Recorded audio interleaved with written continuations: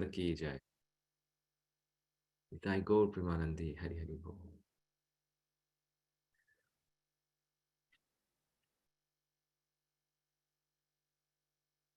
Happy Gita Jayanti once again to all of those who just joined. Today is a very auspicious day. I hope all of you are reading the Gita. We will start with the Mangalacharan prayers.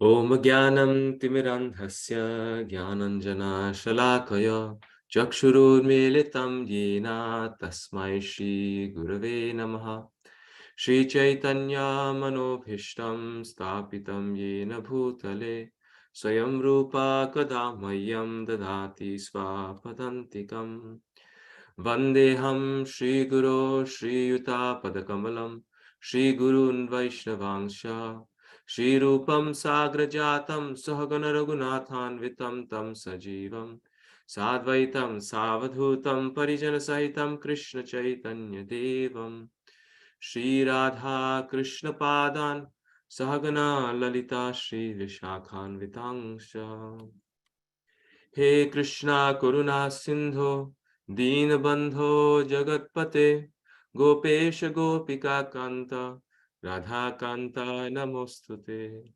Tapta Kanchana Gaurangi Radhe Vrindavaneshwari Vrishabhanu Sute Devi Pranamami Hari Priye Vanchakalpa Tarubhyasya Kripa Sindhubhya Evacha Patitanam Pavanebhyo Vaishnavebhyo Namo Namaha Shri Krishna Chaitanya Prabhu Nityananda Shri Advaita Gadadhara Shri Vasadi Gaura Bhakta Hare Krishna Krishna Krishna Hare Hare Hare Rama Rama Rama Hare Hare.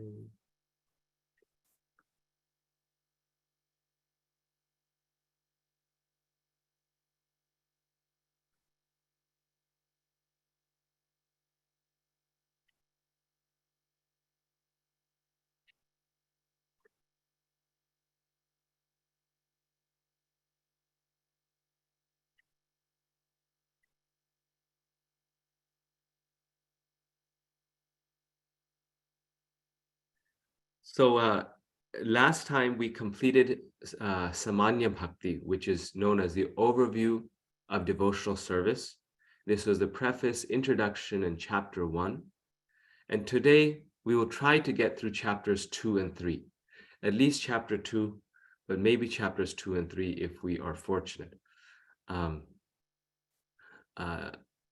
this section is the start of Sadhana Bhakti. So this is actually the largest part of the Eastern wave, and we only study the Eastern wave in Bhakti Shastri. Chapters, preface, introduction, chapter 1 are Samanya Bhakti. Sadhana Bhakti is chapters 2 all the way to 16. And then Bhava Bhakti is 17 and 18, and Prema Bhakti is chapter 19.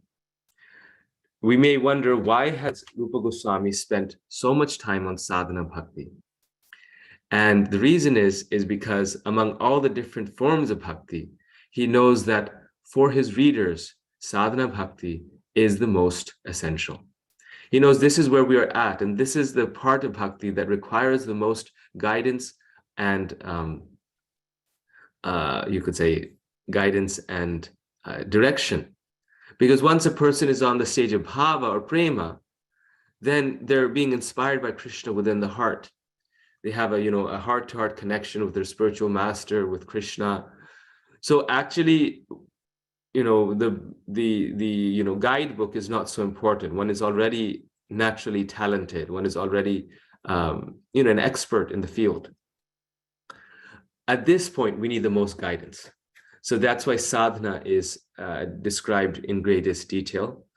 It should be noted that like when a person is a musician or a carpenter, in the initial stages, you have to hold their hand and show them exactly how to do it. Then once they become advanced musicians or carpenters and things like that, then It all happens naturally. They just, people continue improving their skills, but they do so, the hard part is in some ways over. So sadhana, we think of regulated practice, but actually sadhana includes Vaidhi sadhana and Raganuga bhakti. So by the end of sadhana, Raganuga means spontaneous love for Krishna, spontaneous service to the Lord in the footsteps of the residents of Vrindavan, or in a specific, no, not in the footsteps, but in a specific mood. This is spontaneous love of God. It's not just on the platform of regulated devotional service, but one is serving in a regulated way, but not simply with the, you could say, the on the basis of the intellectual knowledge that I should serve, but out of natural attraction. Yes, this is the point. Out of natural attraction for Krishna. So sadhana even includes Raganuga. So it takes us actually pretty far before we come to bhava. Sadhana is not just on the intellectual platform, it is partly on the spontaneous platform, on the advanced stage of sadhana, which is Raganuga. So imagine bhava comes even after that. So chapters 2 through 16 are about sadhana bhakti, and the first part is Vaidhi sadhana, which is what we talk about first.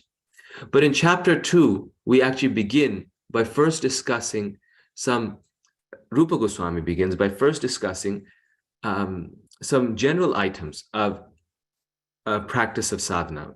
Before we even begin, what are some things that we should know about? So here's a summary of chapter 2.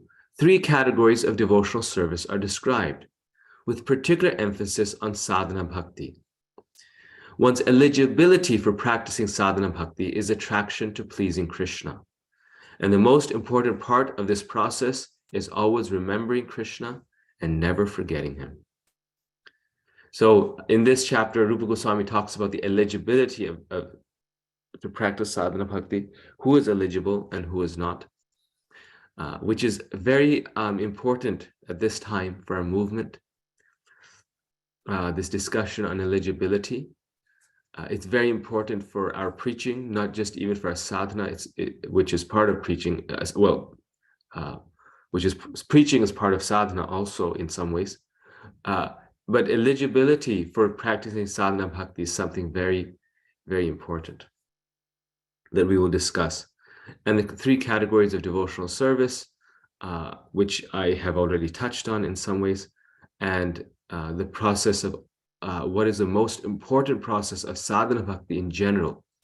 So he defines the eligibility and the essence of it, both today in this chapter. So sadhana bhakti is a practice to awaken dormant love for Krishna. And love for Krishna starts at the stage of bhava and prema. So actually on the level of sadhana, we don't even have genuine love for Krishna. But that genuine love for Krishna is being awakened by the practice of sadhana. Sadhana bhakti can be inspired by scripture and guru, Vaidhi. So this is the first part, as I mentioned, Vaidhi sadhana, inspired by scripture and guru, or inspired by a natural attraction, raga.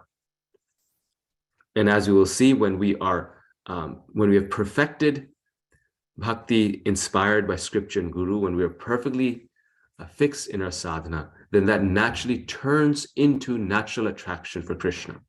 That turns into natural attraction, which then becomes raganuga. One's eligibility for sadhana bhakti in general is having a taste or attraction for Krishna.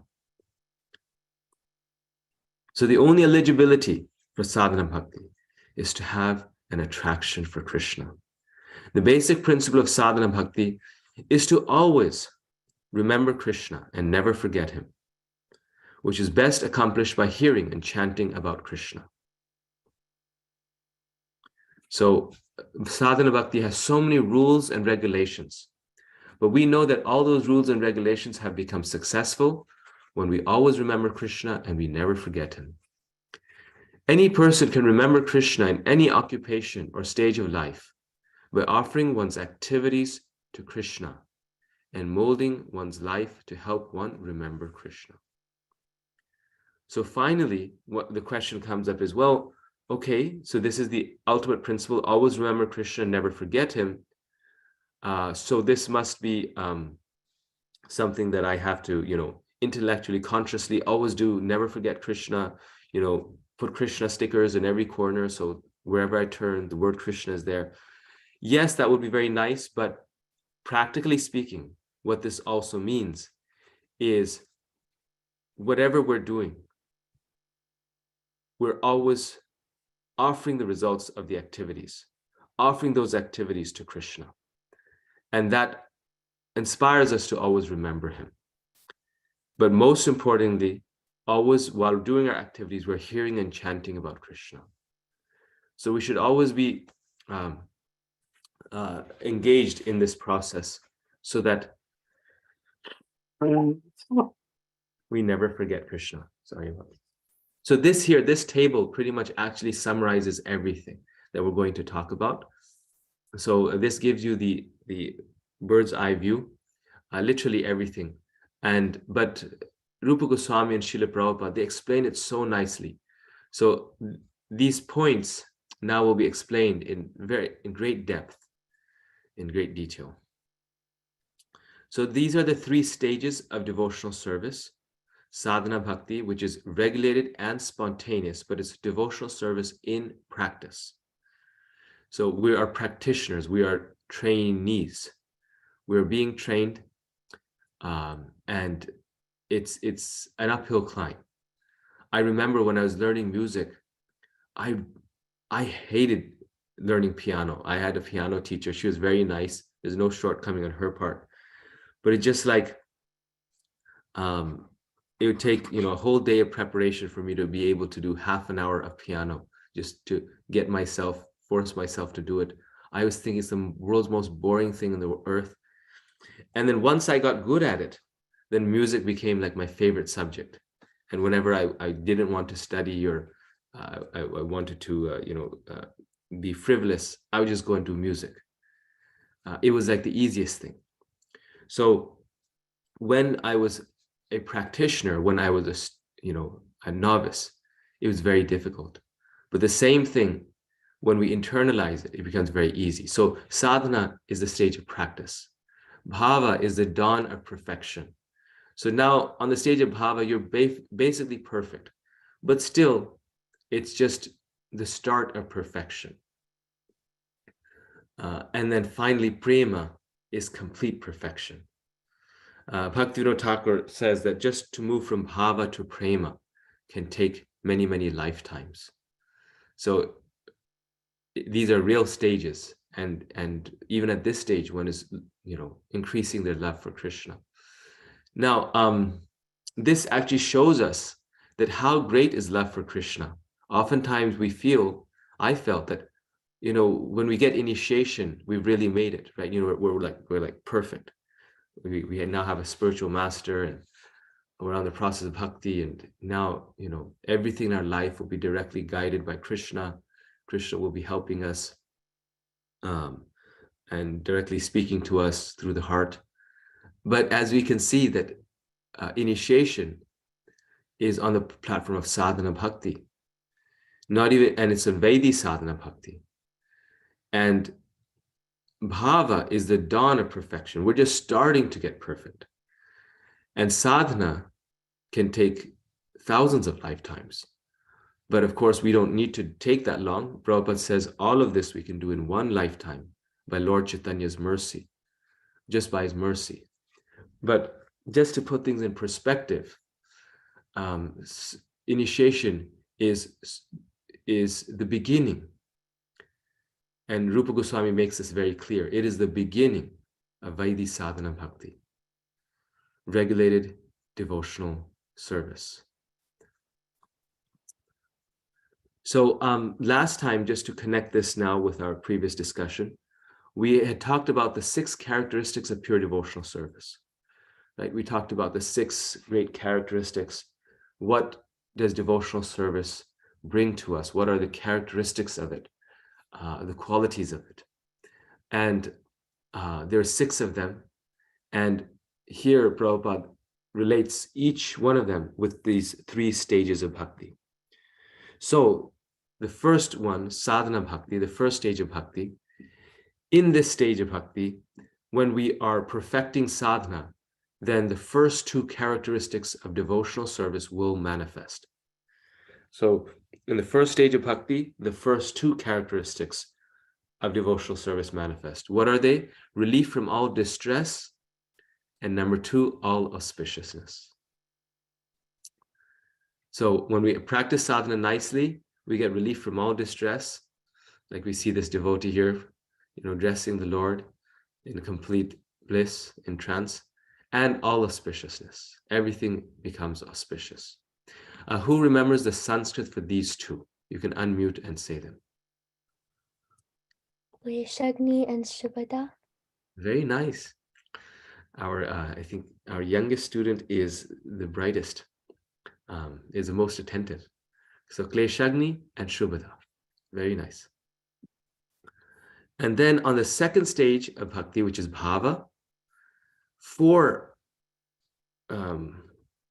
all 4 of the remaining characteristics of devotional service manifest to certain degrees. And 2 of them are from sadhana, and 2 of them are new. So every stage includes the previous 2. So on the stage of bhava, what is there in sadhana is already manifest, which is relief from all distress, kleshagni, and shubhada, all auspiciousness. But there are 2 more that manifest. And what are they? Happiness deriding liberation. Happiness deriding liberation. On the stage of bhava, notice on sadhana, we get relief from distress, but we're still not perfectly blissful. And one of the qualities we can know of how someone is doing pure devotional service, we discuss this in Gita, is that they are very happy. So you say, well, this devotee is a devotee, but he's not so happy. Well, that happiness manifests gradually and really on the stage of bhava, which a devotee feels so happy in their service to Krishna that nothing can make them unhappy because of their connection with Krishna. So that's happiness deriding liberation. And finally, difficult, rarely attained. This stage of bhava is so rarely attained. And the Gita, Krishna says, Manushyanam sahasreshu kashid yatati siddhaye, yatatam api siddhanam, kashid mam veti tatvata. That out of millions of people, 1 person comes to devotional service. Out of millions of those, 1 person actually progresses on the path of devotional service.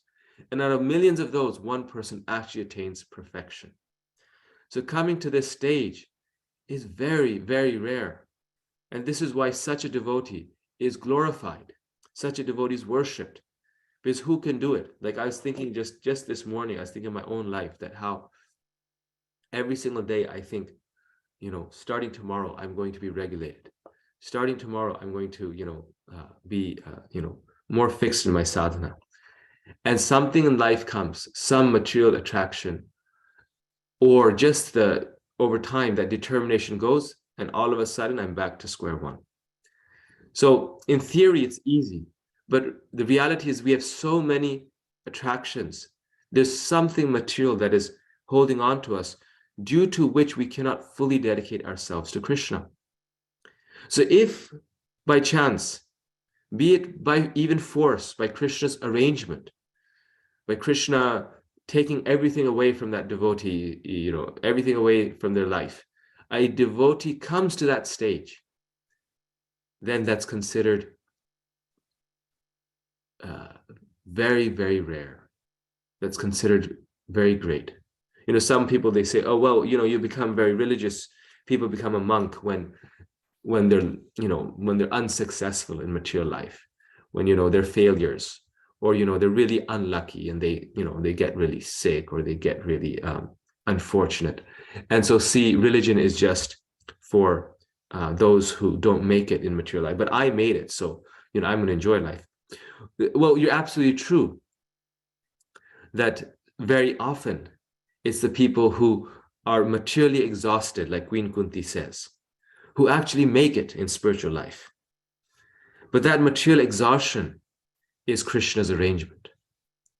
That material exhaustion is 100% Krishna's arrangement. And a devotee who gets that, a devotee who reaches that stage is so fortunate. That is due to devotional service that Krishna arranges for that situation. And there's so many verses in the Bhagavatam that illustrate this point. This is very common knowledge, but these characteristics of devotional service and along with the stages are actually showing that in a systematic way. So two things manifest. One is two qualities are there. One is that it's happiness derives liberation, and the second is that it's very difficult to reach this stage. And who remembers the Sanskrit for this? Someone else can answer.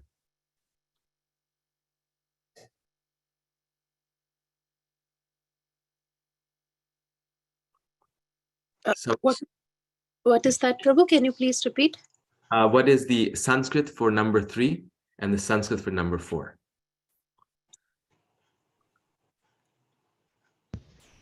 It's the third one is Moksha Lagu Krit, and the fourth one is Sudurlabha.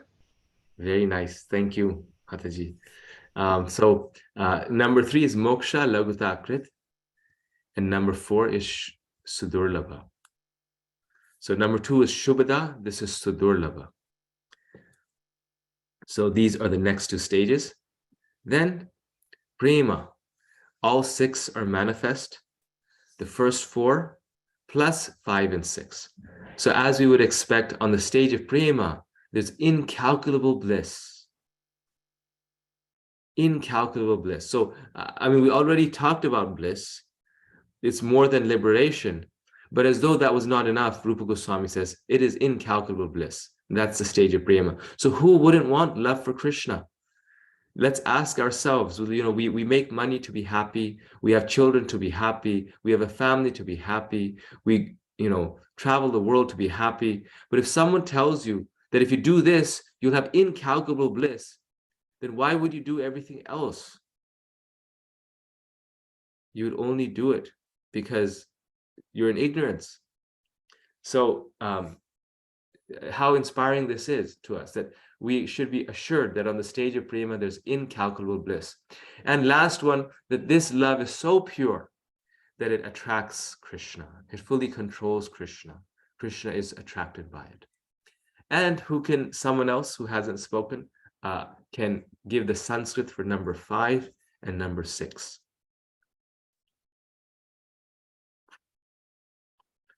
Once again, the Sanskrit for number 5, incalculable bliss, and the Sanskrit for number 6. Krishna Karshini, that's number 6. Yes, Shri Krishna Karshini, yes. Very nice. Thank you, Mataji. And number 5? Who has number 5? This tells me how many people are doing the homework, because if you did the homework, you would know this on the back of your hand.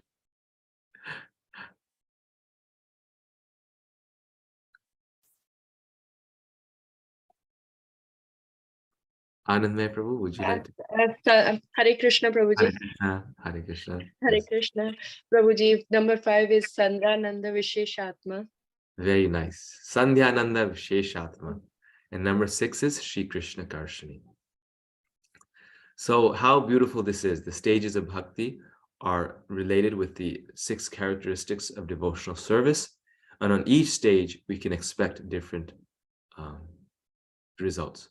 We can already start to experience this. Like when we become devotees, our distress doesn't go away, but we get some relief from distress. Like, it's miserable, everything miserable. But when we go to the temple, or when a great devotee visits our home, we get some relief. It's just like a sense of like fresh air.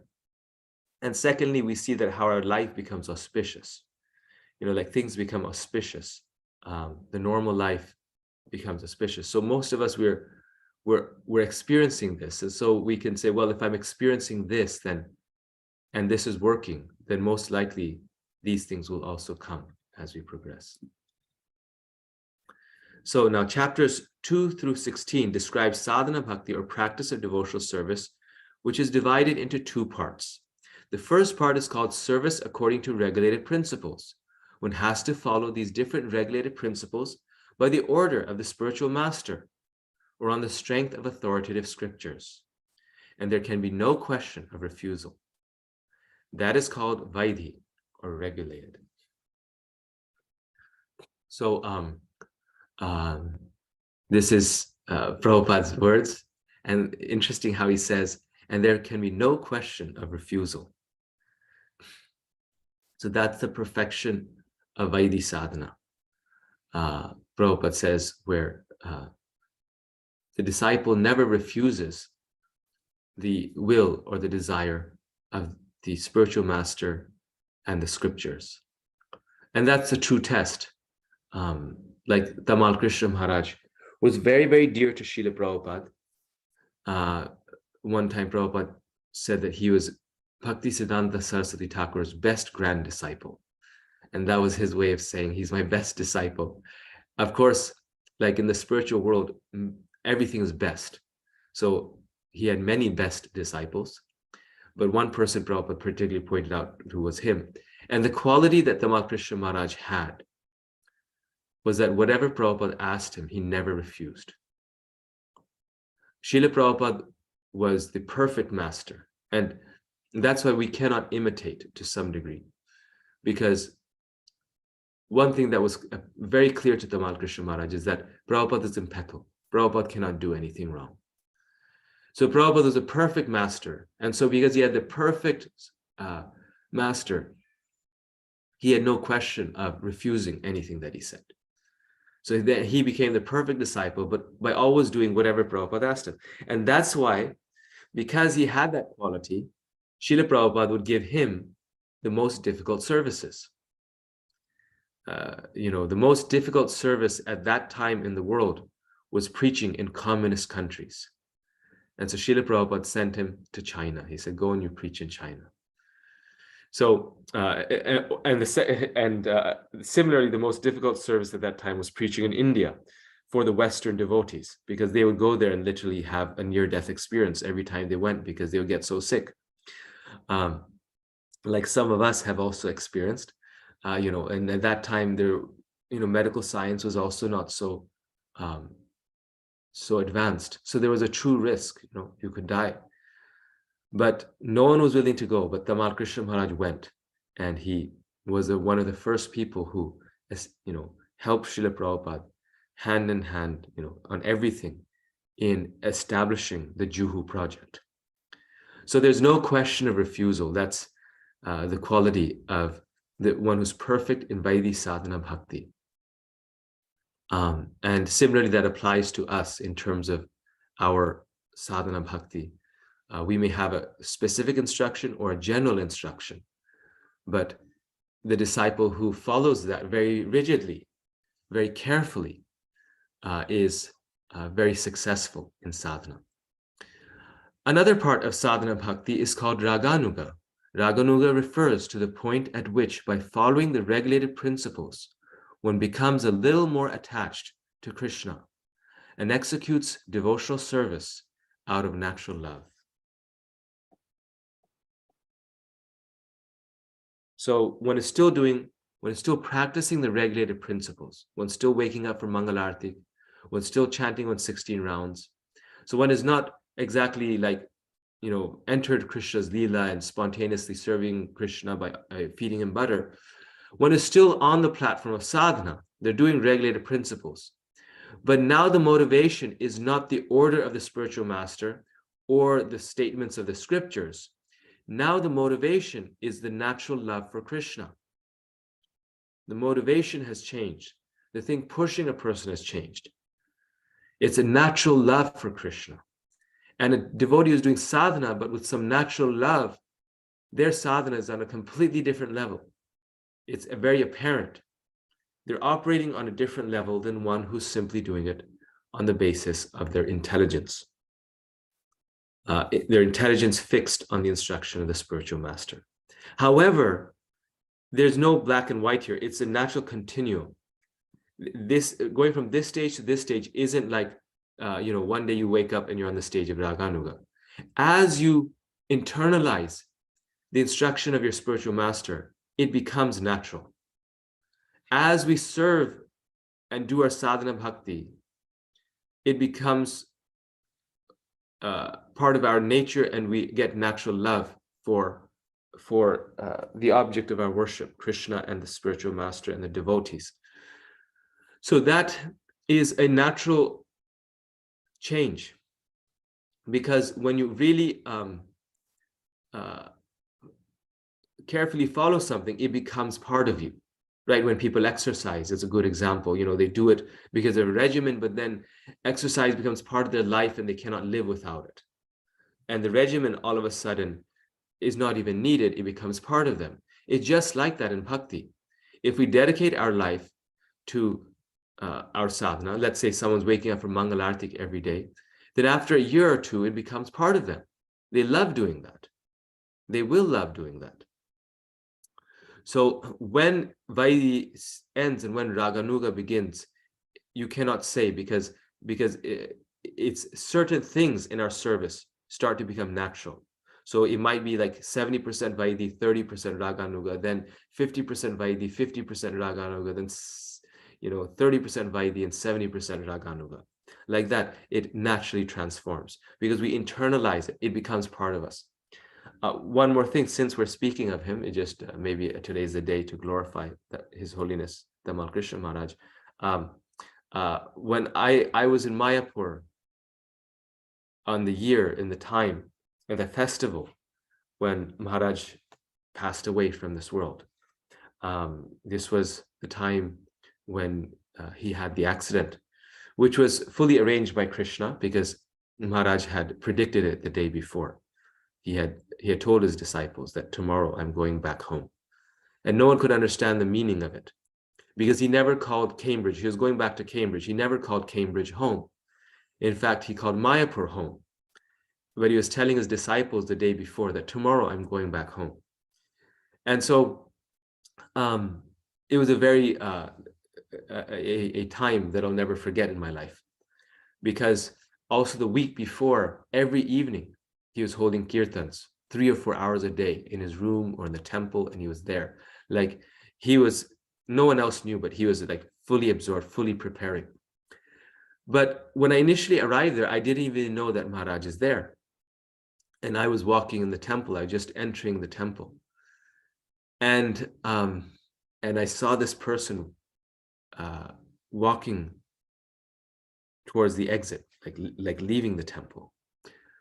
And he was a sannyasi, and I had seen images of Maharaj before. I totally knew how he looked. But when he was walking, then for 1 second, I looked at Prabhupada's Vyasasan because I thought that somehow the deity on the Vyasasan was like being carried outside. Like his face looked so much like Srila Prabhupada's face. And after he left, then you just kind of understand everything, and you could just see that he had internalized Srila Prabhupada so much in his life that even his features started to resemble his spiritual master's features. His face, his mannerism. And then I read actually somewhere Prabhupada says, and I forgot to save that quotation, that the disciple becomes so absorbed in meditation on his service to the spiritual master or Krishna, that even their physical characteristics transform. Like they actually start to get those qualities, because mind over matter, right? Our body is composed of our thoughts. Our thoughts actually transform our body. And what's very interesting is that, on the stage of loving devotional service to Krishna, when the devotee is completely fixed in Krishna consciousness, we see that the devotees of the Lord who are very, very close to the Lord, their bodily features resemble the Lord. the whole Vaikuntha planets, right? They're unalloyed devotees of Krishna, and their physical form resembles that of Krishna.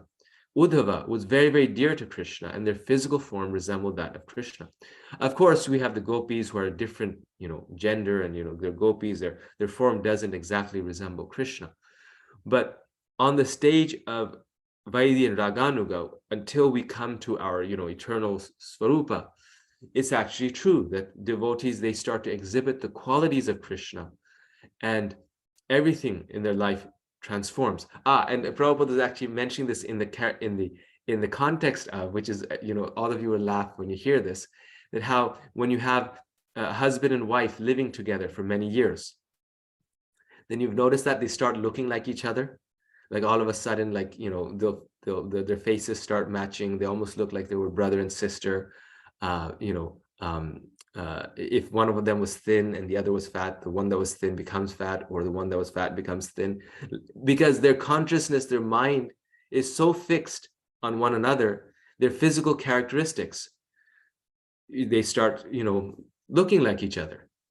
Or a person who really loves their dog, their face, you actually see this all the time.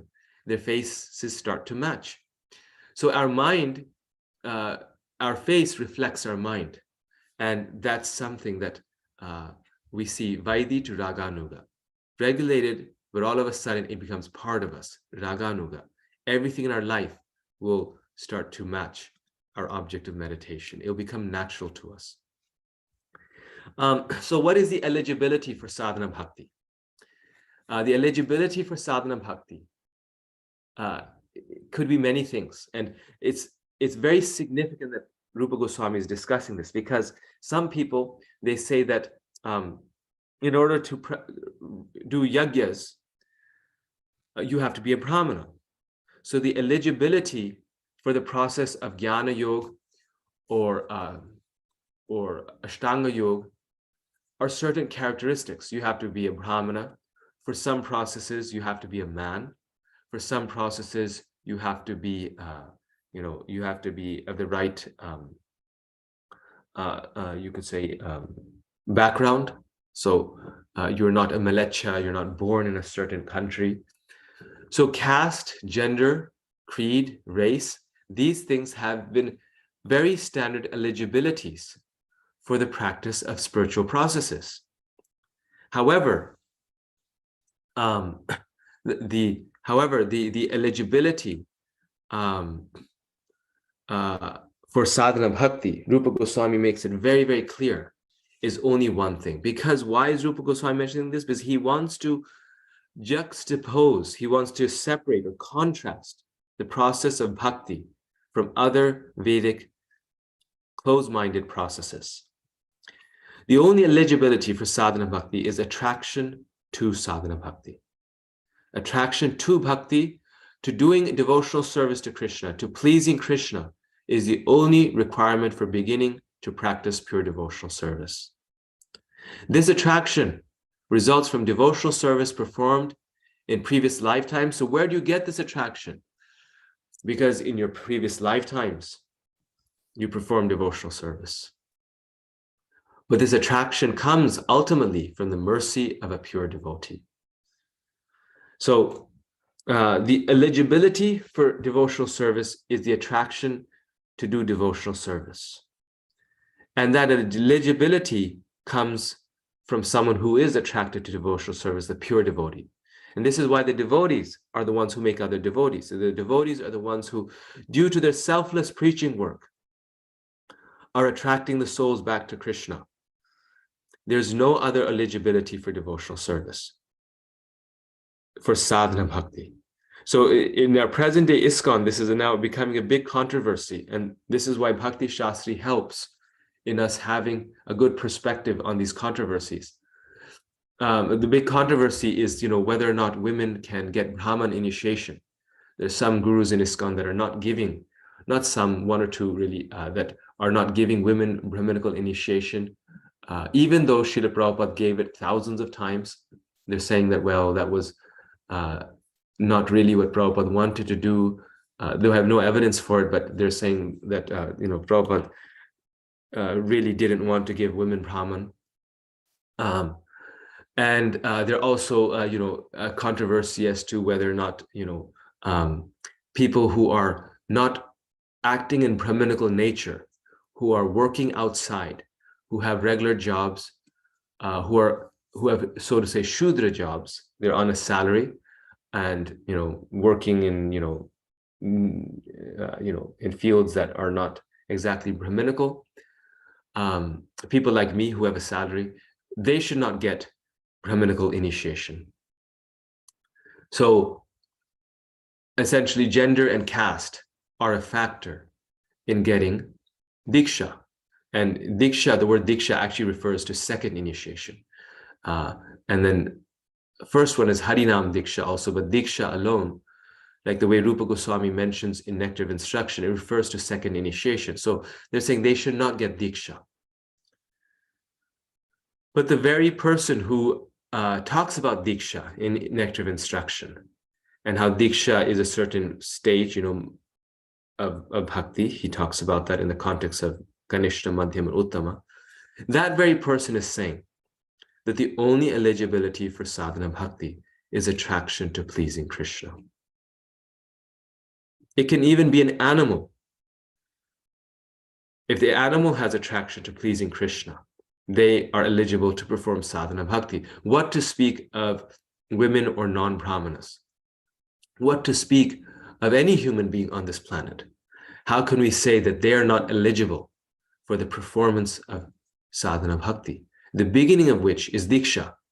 In the 64 items of devotional service, Prabhupada mentions very clearly that the first three, the most important items, or the beginning of sadhana bhakti, is service to a spiritual master,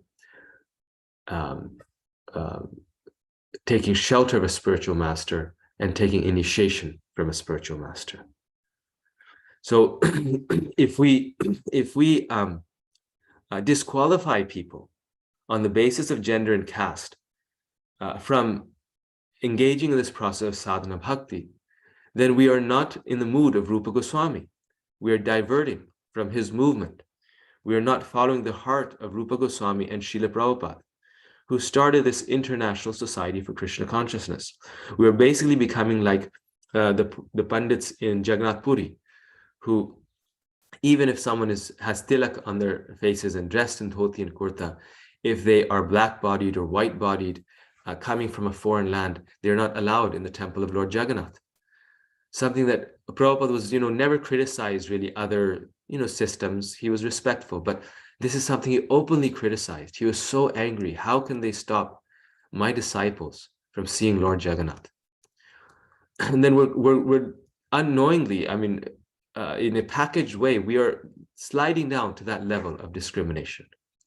So true knowledge of the scriptures leads one to an understanding of the universality of bhakti, that there's no, we should never discriminate in giving a bhakti.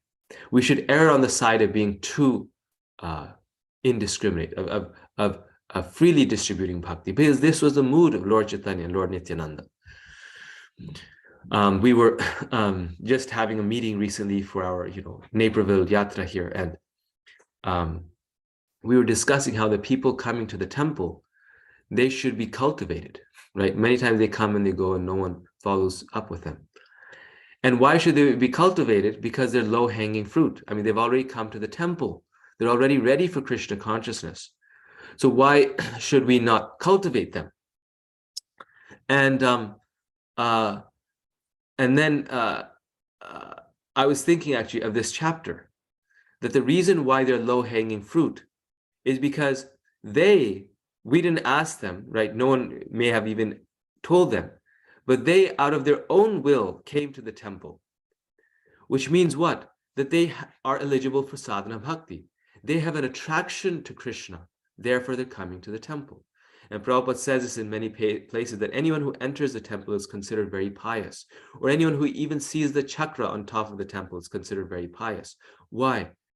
Because they are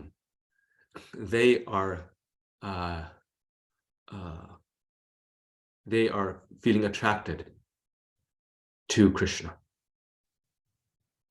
they are already attracted. And the only way that attraction is there, because many of them, like I mentioned, didn't even meet a devotee before coming. They came because of, they looked us up on the internet. It's there from previous lifetimes. And that means in their previous lifetime, they have already done devotional service. So now it's just on the surface. It needs to be a little kindled, and their attraction is already there from a previous lifetime. They've already done devotional service. We just have to encourage them more now. So in terms of our preaching, this is also very useful. If someone is coming of their own accord, is expressing interest, then we need to know, oh, they're already done this in their past life. They're ready for more. So those people are very special. Of course, everyone is, and by the association of devotees, we can make everyone attracted. But especially those who already have that in their heart. Sadhana is a systematic practice executed with the mind and senses that reawakens the ecstatic love of Godhead lying dormant within the heart. Sadhana does not exactly create love of Godhead. Rather, it revives the love of Godhead dormant in the heart. As a dormant seed does not grow without sunlight, the seed of love of God cannot grow without receiving the Lord's mercy. Sadhana is a systematic process for purifying the heart and attracting the Lord's mercy to descend and revive one's dormant love of God. Sadhana is a systematic process for purifying the heart and attracting the Lord's mercy to descend and revive one's dormant love of God. So, and the next point that Rupa Goswami makes is that bhakti is not something that is given to us. Bhakti is already present within the heart. And the devotee's mercy, the Lord's mercy, awakens that bhakti that's already in the heart. Every devotee, or every soul in this world already has bhakti in their heart. We're not giving them something, we're reviving something. And the sadhana is the way that we systematically revive that bhakti in the heart. Srila Prabhupada gives two analogies to explain that sadhana does not create something new, but revive something intrinsic to the living entity. These are: one, the child learning to walk, and two, the patient recovering health. It's those of you who have children know that it's very amazing how children walk, because no one teaches them how to walk. You kind of help them, but it's like already in them. At a certain point, I remember Balaram, he's our second child. He was like, he'd be sitting and all of a sudden, like a frog, he would just be jumping. Like he had this thing in him where like there's some springs in his legs where he just had to get up. But who told him to get up? We never told him to get up. Why did he have that inspiration? Because it's already in there. And process of parenting is just reviving what's already in there. Knowledge is already within the child. How do they learn to speak? It's also very fascinating. So many people have studied it and they have their theories, this and that, but ultimately there's no explanation. The same thing, good health is natural to us. It is in nature. So a nurse is helping the body recover itself. It's really not giving someone good health. Krishna consciousness cannot be aroused simply by practice. Actually, there's no such practice. When we wish to develop our innate capacity for devotional service, there are certain processes which, by our accepting and executing them, will cause that dormant capacity to be invoked. Such practice is called sadhana bhakti. So Krishna consciousness is not being aroused, but it is being invoked. Very subtle description that Prabhupada is making here.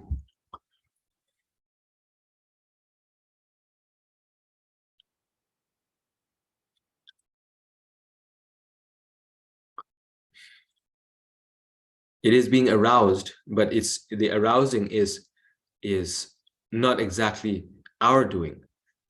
the practice is invoking it, and then it naturally is aroused by Krishna's mercy and the fact that it's in our hearts. Now, Rupa Goswami talks about what is the most important part of sadhana. So we talked about the eligibility for sadhana, bhakti. We talked about where does bhakti reside, and how do we get it? Which is, it's already in our heart. It needs to be aroused. And now he talks about, well, what is the most important element or practice of sadhana? What's the essence of it? Sadhana is the process of reviving our love of Godhead. The most important part of this process is to always remember the Lord and never forget him. My dear king, one has to fix his mind on Krishna by any means. So by any means, one has to fix their mind on Krishna. And this is very important.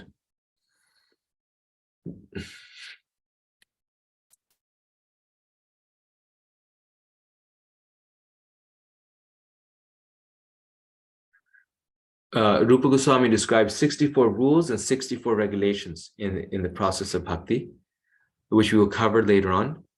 And he says, all those 64 can be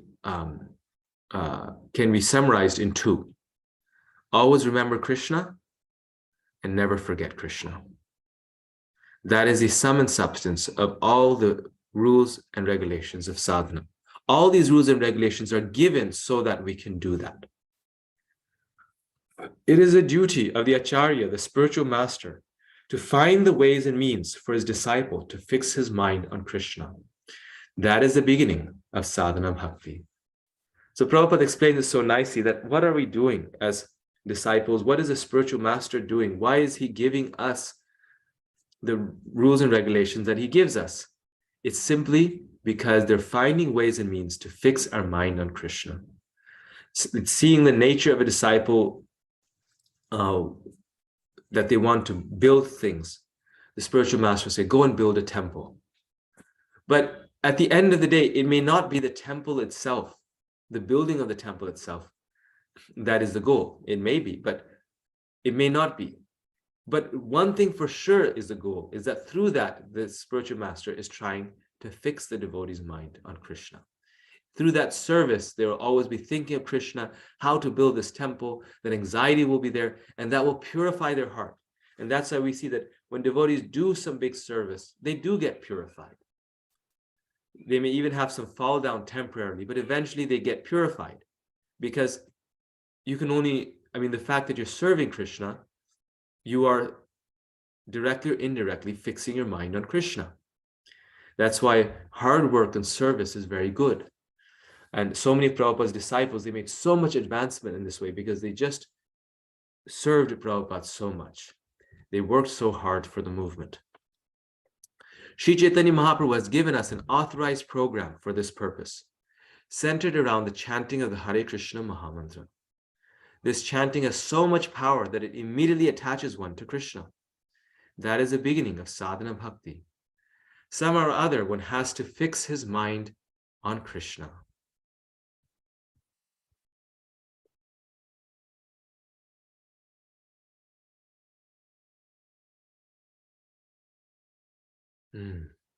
So the most important process in fixing our mind on Krishna is chanting the holy name of Krishna.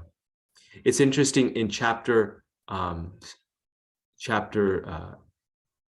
8, where Krishna speaks about remembering Krishna at the time of death. Antakale chamameva smaran mukta kalevaram. That famous verse, and that chapter, the whole chapter is on how to fix our mind on Krishna at the time of death. In that chapter, Prabhupada again and again and again, like 6 times, he lists the whole Hare Krishna Maha Mantra. Whereas in some other chapters, he doesn't even, write the whole Hare Krishna Maha Mantra, because he clearly says and wants to impress on us that the most effective way of always remembering Krishna and never forgetting him is to always chant the holy name of Krishna. Chanting has so much power that it immediately attaches one to Krishna. That is the beginning of sadhana bhakti. Now, this chanting can be in many different forms, because for us, like myself, after doing my 16 rounds, the japa, then the mind starts to go away. And so the mind is not getting fixed. So Prabhupada have given us many different forms of kirtan. What we're doing right now is also kirtan and Shravan kirtan, hearing and chanting. When we hear the Mahamantra, it's as good as chanting the Mahamantra also. When we are speaking about Krishna, we are chanting. Kirtan, the congregational chanting. So here in this image, we see Sankirtan that Lord Chaitanya is doing. That fixes the mind on Krishna. What is the need? We could have just sat with our beads and chanted. Why did Lord Chaitanya start this process of Kirtan? Because, especially in the neophyte stage, we cannot focus our mind on Krishna. We need some variety. We start to lose our focus. So then we do japa and then we do kirtan. Reading Prabhupada's books is also kirtan. Going on the street, distributing books, telling others about Krishna is also kirtan. So if we actually want to fulfill this instruction of Rupa Goswami, always remember Krishna and never forget him, we will need to engage in the whole process of devotional service. If all the processes are serving this one goal, to always remember Krishna and never forget him, we will need to engage in all the processes so that we can do this process all the time. But the key thing is that whatever service we do, it should be accompanied by hearing and chanting. So if we're cooking for Krishna, we should hear some kirtan while we are cooking. If we're driving, we should put on a tape, a lecture or kirtan, and hear while we're driving without being distracted from our driving. Very important. I remember one time I was driving Mother Malati from New Vrindavan to some place. I forget where it was. And, I am significantly younger than her. And that time I was even younger. So she got in this car with me and I was the only driver available. Therefore, I was the driver. Otherwise, who would choose me as a driver? And so when she got in, then the first thing she requested, she said, can you put a tape of Prabhupada chanting? And she said, just in case something happens, we can go back to Godhead hearing Prabhupada's kirtan. So artfully, she expressed her lack of faith in my driving and also the solution that, look, you're a novice driver. And so if something happens, then at least then there's no loss. We'll be hearing Prabhupada's chanting and going back home, back to Godhead. So the service was driving, but that service needed to be accompanied by the chanting of the holy name of Krishna for us to go back home, back to Godhead. That's also what she was saying. So just the fact that I was doing the service may or may not lead me, because my mind may not be fixed on Krishna. But the chanting makes it more likely that I'll go back home, back to Godhead if I hear that chanting while driving. So at all times, the devotee his meditation is, they're trying to mold their life in such a way. Prabhupada said it's a duty of every devotee to mold their life in such a way that they can continuously hear and chant about Krishna. So this was Vaidhi Sadhana. And then the second stage is Raganuga. When the inspiration for practicing devotional service comes from the scriptures and orders of the spiritual master, one engages in Vaidhi Sadhana, regulated practice. When the inspiration for practicing devotional service comes from a natural attraction to pleasing Krishna, one engages in Raganuga Sadhana, spontaneous practice.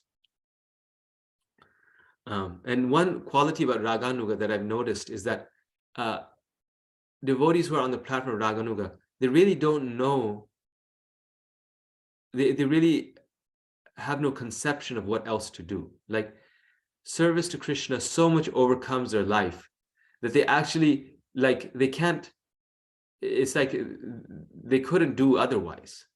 It's so natural to them. It's like all they know how to do is serve Krishna. And that's really Raganuga Bhakti. It's so natural.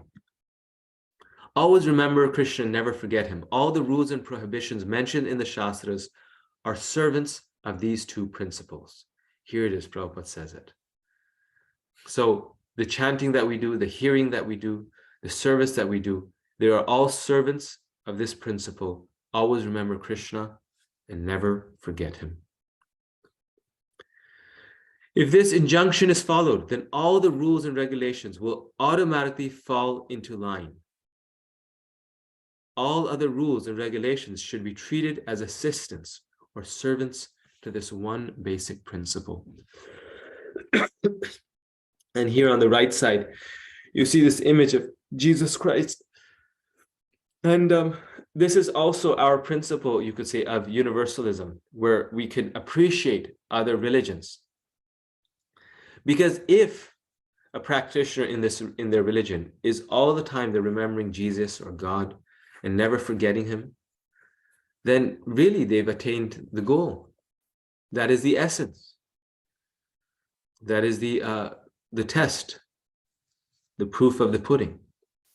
So anyone, they be Muslim, Christian, a Jew, if they are always remembering God and never forgetting them, then they are glorious. Then they are spontaneous lovers of God. Like there's this one man in the Christian tradition, he went to an island and like 50,000 times he chanted the Jesus prayer. Continuously he was chanting the Jesus prayer for like 15, 16 years. He did nothing else. People saw him, they know him, this is all he did. And after that, he was like a self-realized soul. So we should not think that we have monopoly over God. We have the most effective process. We have the most information about Krishna. We have the greatest tradition, the most easy access. But still, Krishna appears in all ways and forms. Krishna appears through different religions, different teachers, different saints as well. And as long as they're following this rule and regulation, then they will keep making spiritual progress. This regulated principle is applicable to all varnas and ashrams, the castes and occupations of life. There are 4 varnas, namely the brahmanas, the priests and intellectuals, the kshatriyas, the warriors and statesmen, the vaishyas, the businessmen and farmers, and the shudras, the laborers and servants. There are also 4 standard ashrams, namely brahmacharya, student life, grihastha, householder, vanaprastha, retired, and sannyasa, or renounced life. So these are the different ashramas, as we know. And Prabhupada describes how the purpose of all of these ashrams and these varnas is simply one goal, that Krishna created this system so that through their work and through their stage in life, every person can always remember Krishna and never forget him. Prabhupada describes the varnas and ashrams and how persons in each can always remember Krishna and never forget him. Prabhupada is so eager for us to understand this point that then now he almost diverges from Rupa Goswami's, could say direct verses and comments how each varna and ashram should, through their work, always remember Krishna and never forget them. And that's why I mentioned how this is not an artificial process. Through our work, our service, our work to Krishna matters a lot. Because it's a vehicle, a methodology by which we can always remember Krishna. We can purify our work. Prabhupada says a Brahmana who is born out of the head of the Lord has as his business to preach the transcendental sound, to preach the transcendental Vedic sounds, or Shabda Brahma. So the way a Brahmana can always remember Krishna, their natural teachers, is by always preaching about Krishna, Shabda Brahman, giving that knowledge, even to a bird. The Kshatriya has to protect people from the onslaughts of Maya. So a Kshatriya can always remember Krishna and never forget him by trying to further the mission of the Lord, by protecting people from Maya, by taking care of devotees. So our administrators in our movement very much have that role, and they can be absorbed in Krishna through their service. Their preaching is managing, and that management furthers the Krishna consciousness movement. But it may not be through direct teaching, but it is still preaching. because it is furthering the Lord's mission, and one can become fully purified. In fact, Prabhupada, the one place says that when Krishna really wants to purify you, he puts you in a leadership position so that you can get criticized and you can take up great responsibility for Krishna. And then also it exposes our own faults, which we then have to rectify. The Vaishyas are meant for producing agricultural products, trading them and distributing them. You may wonder, how do you remember Krishna by doing this? Well, the cows are very dear to Krishna. By cow protection, by producing milk that will be offered to the Lord, cheese, butter, food grains, flowers that will be offered to the Lord, a Vaishya can be fully absorbed in loving God, in loving Krishna. And Shudras are meant to help these higher classes. This image doesn't show it so well, but an artist, musician. In fact, most of our devotees, ashram and varna wise, are engaged in Shudra work. Like if you are a musician or a artist or a worker, then it's Shudra work. But that is no disqualification. In fact, it's a qualification, because Narad Muni was a Shudra, but due to his being a Shudra and his nature of serving others, of serving the saints, he became the greatest saint. His apparent low caste actually became his greatest qualification. Sometimes those who are of the higher caste, it's not natural for them to serve devotees because they're too business-minded. They're always thinking in terms of managing, or they're too much engaged in reading books because they're brahmanas. But those with the simple heart, they can just go and serve a devotee. But that service becomes the greatest blessing, far more than any other thing. Or if you're a musician and you're doing kirtan all the time, the chanting of the holy name will purify you. So that kirtan becomes that nature, the desire to do music and be an artist for Krishna, dance, music, art, whatever, draw paintings of Krishna, become a way to become fully absorbed in Krishna and engage in the Yuga Dharma more than the others might. So they can always remember Krishna and never forget him simply by engaging their labor, engaging their art, engaging their skill in full devotional service. Srimad Bhagavatam, 27th chapter, verse 49 says, "My dear Uddhava, all persons are engaged in activities, whether those indicated in the revealed scriptures or ordinary worldly activities. If by the result of either of such activities, they worship me in Krishna consciousness, then automatically they become very happy within this world, as well as in the next. Of this, there is no doubt." So here's the confirmation. Krishna is saying that if you're engaged in activities, either based on revealed scriptures, so it can't be sinful activities, or ordinary worldly activities, brushing your teeth, working at a job, bringing home money. But if by good fortune you worship the Lord through those activities, then you become very dear to the Lord. So simple. That's all we need to do. So we should meditate. This is what I like to do, or this is my job. How can I engage that in Krishna's service? And then we will automatically become happy in this world. We will automatically become fortunate.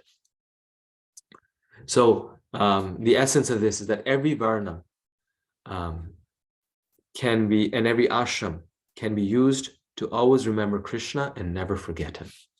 And in fact, that's the purpose of every varna and every ashram. And therefore, none is lower or higher. Again, Rupa Goswami and Prabhupada emphasizing this point, that what to speak of not allowing Shudras to take Brahminical initiation, the very purpose of the Shudra ashram is to always remember Krishna and never forget him. The purpose of that ashram is to become a pure devotee. So how could it be a disqualification? So Srila Prabhupada's mission. The Krishna consciousness movement is so nice that there's no need of even designating oneself Brahmana, Kshatriya, Vaishya, Shudra, Brahmachari, Grihastha, Vanaprastha, or Sannyasi. Let everyone be engaged in whatever occupation he now has. Simply let him worship Lord Krishna by the result of his activities in Krishna consciousness. That will adjust the whole situation, and everyone will be happy and peaceful within this world.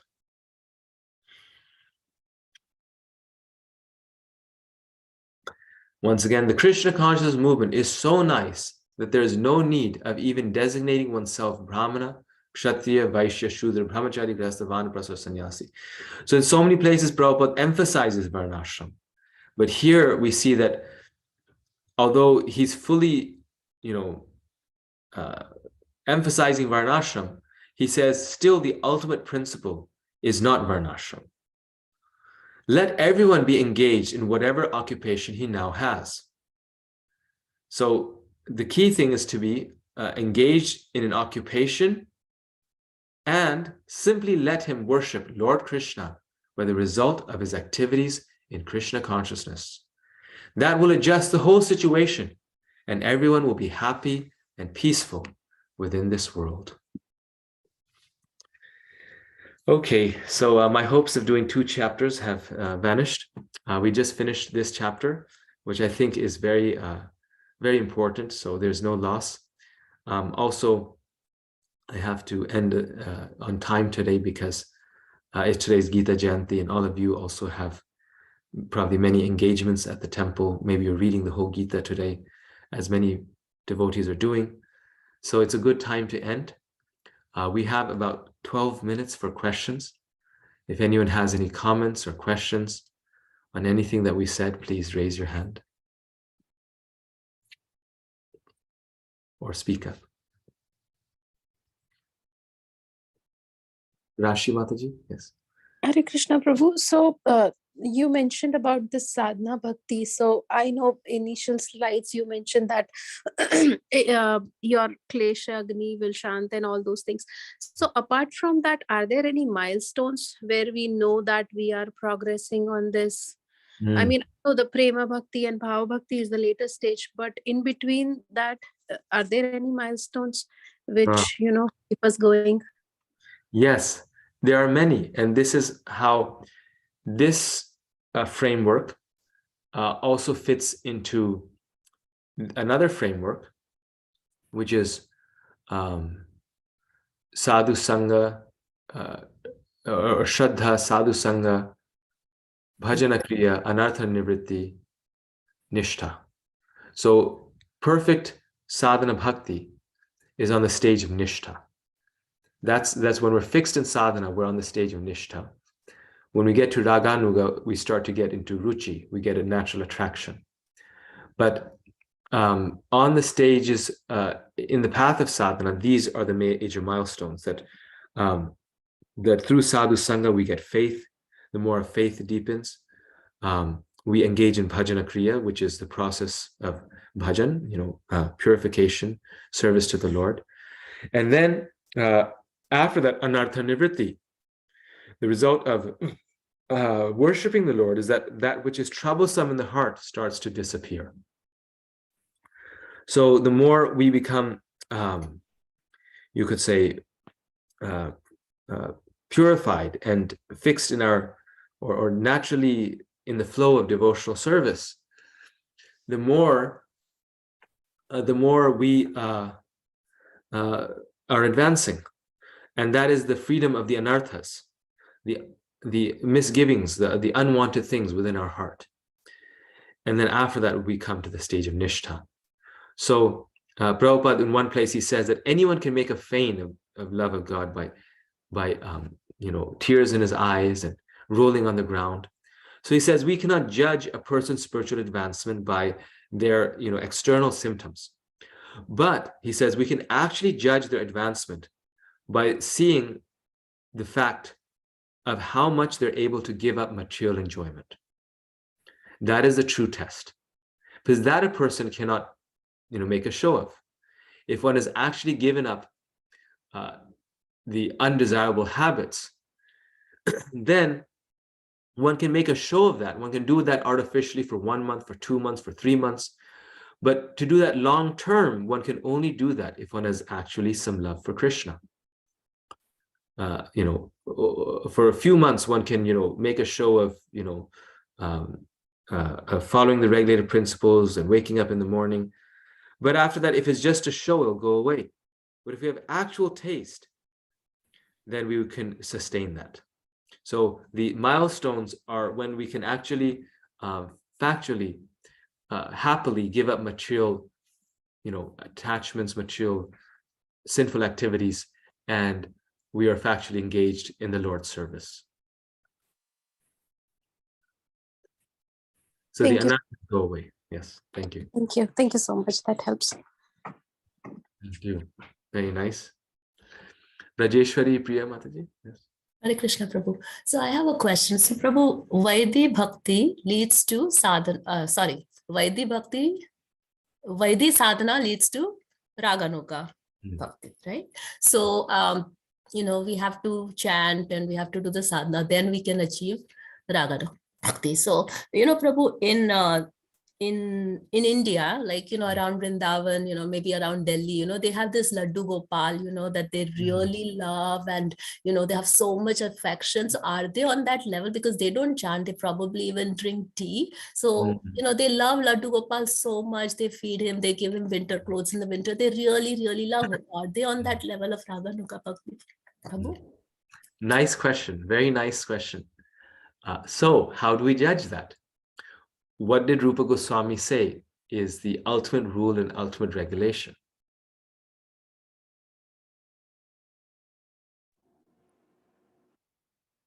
Go ahead. Yeah. Always remember Krishna, Never forget him. Yes. So we know that we will know whether their love for Laddu Gopal is a show or not by seeing their life. Like we were just saying also, right? Prabhupada said that you can actually judge a person not by the tears that they shed or what they say or the fact that they're carrying a basket with them all the time. You can judge them. We don't want to judge them. You can assess them by in the course of their 24 hours. How much are they remembering Krishna? How much are they forgetting him? So if they're engaged in sinful activities side by side, and tea is kind of not exactly the only way to judge, because sometimes tea is just a cultural thing. They don't even know it's wrong. Like the sadhus, Prabhupada says, they take a little something to get rid of their pain in their body due to intense austerities. So we don't know that. But aside from that, after their emotional thing is over, are they always engaged in family affairs and their whole focus is how to, see their son and daughter become doctors and engineers, and they're not interested in going to the temple and actually serving there, or about hearing Krishna's pastimes? So that is the test. Right? Rupa Goswami is saying, he's giving us, that's why this chapter is so nice, he's giving us the true test of devotional service. And that is what Raganuga is. So another point I wanted to mention that, so Raganuga is when you are naturally, out of love for Krishna, almost always remembering Krishna and never forgetting him. As we progress then from Raganuga to Bhava, Bhava to Prema, it becomes continuous. And this is why the gopis of Vrindavan, right, this is one of the things they complain. They say that the whole world is trying to remember Krishna. They're going to the forest to meditate on Krishna. They're going to churches, temples, and mosques to try to, remember God. They're saying our problem is that we cannot forget him. If somehow we could just forget Krishna, we could get some relief. We wouldn't feel so much separation. So as we progress from Raganuga to Bhava to Prema, that remembrance becomes more and more constant and intense. And finally, on the stage of Raganuga, one is also doing Mangalarti, chanting their rounds. In fact, one is doing it even more perfectly. But one is doing it, the motivation has changed, right? The activities have not changed. One is doing it out of natural attraction for doing them. So that's another thing that in terms of other practices that we see is that the internal mood of natural attraction does not contradict the external activities. They're not in contradiction, rather they're complementary. So if the internal mood is there, are these people engaging in their forms of sadhana, which doesn't need to be our forms of sadhana. They may be in a different sampradaya, nimbarka, all these things, but even their forms of sadhana that their teachers have told them, are they engaging in those? Because the more, in fact, one has spontaneous love for Krishna, the more one practices sadhana bhakti on this stage of raganuga. In bhava and prema, it may be different, where one is so mad with Krishna, one cannot even stop doing what they're doing. That's more a state of divine madness. But that is completely separate. That's a completely different world. But in terms of raganuga and vaidhi, the sadhana never stops. That's why both are part of sadhana. You see, otherwise raganuga would have been in bhava, but they're both part of sadhana. Thank you, Prabhu. Thank you. Very nice question, Mataji. Very nice point. Very nice. Any other questions, final questions, comments?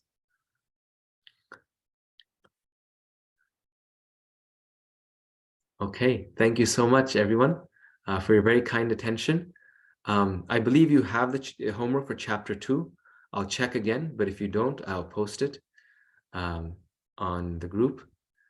Thank you for everyone who are diligently doing their homework. Hare Krishna. Srimad Bhagavad Gita ki. Hare Krishna. Hare Krishna, Prabhuji. Hare Krishna. Thank you so much, Prabhuji. Krishna. Hare Dandavat Krishna. Thank you. pranam. Thank Hare you. Krishna. Thank you, Anandmay Prabhu. Hare Thank you, Prabhu. Hare Krishna, Prabhu. Thank you, Prabhu. Hare Krishna. Hare Krishna. Dandavat Mataji. Hare Krishna. Thank you, Prabhu. Hare Krishna. Hare Krishna.